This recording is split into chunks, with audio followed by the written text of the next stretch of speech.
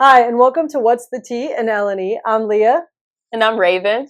And today we're going to be talking about requiring employees to attend anti-harassment, discrimination, or bias, diversity training, whatever it may be, and what happens when they refuse. Raven, did you attend our firm's anti-harassment training this year?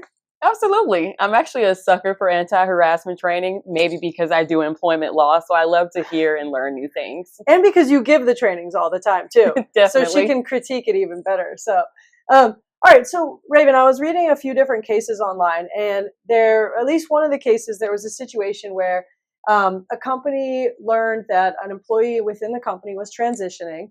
And so they thought it would make sense to have all employees undergo sort of sensitivity training, learn about LGBTQ terminology, pronoun use. And one employee refused, said, "This violates my religious rights. I am not going to attend this training." And the company ultimately terminated him.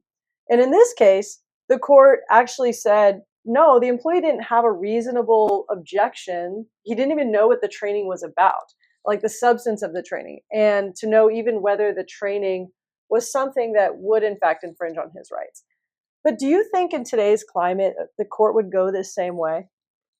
I think things are a little trickier in today's time because of the way that different rules and stuff have come out. Here in today's climate, you have to be a little more careful. You got to make sure there's no bright line of we're going to terminate you because you're not participating in this employee training.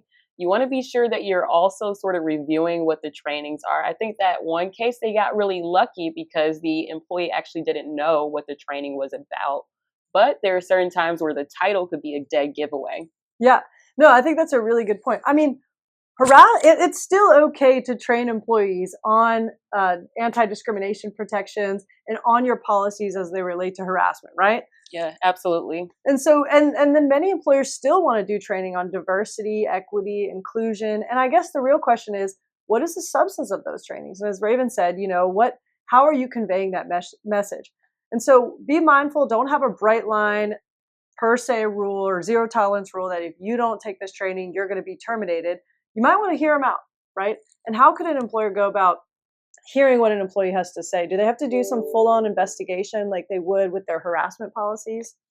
Not necessarily. I think just if you pull the employee aside, you listen to them, you hear what their concerns are, you explain to them what the training is actually about, and you actually document that you had that conversation, then you should be in a pretty good boat. Yeah. So review your trainings, make sure they're up to date. And if you have employees who object, feel free to reach out. But don't necessarily just have that bright line, zero tolerance rule. Until next time, thanks for joining us.